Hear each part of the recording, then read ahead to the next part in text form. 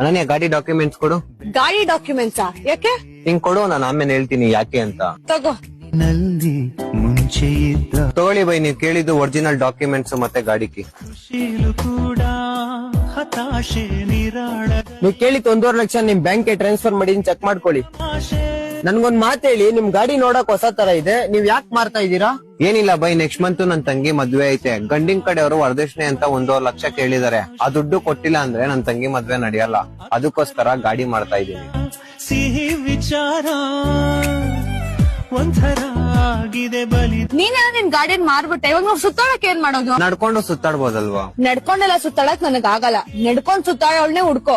ಇವತ್ತಿಗೆ ನಂದು ನಿಂದು ರಿಲೇಶನ್ಶಿಪ್ ಇಲ್ಗೆ ಎಂಡ್ ಮಾಡ್ತಾ ಇದೀನಿ. ನಾನು ಹೋಗ್ತಾ ಇದ್ದೀನಿ, ಬಾಯ್.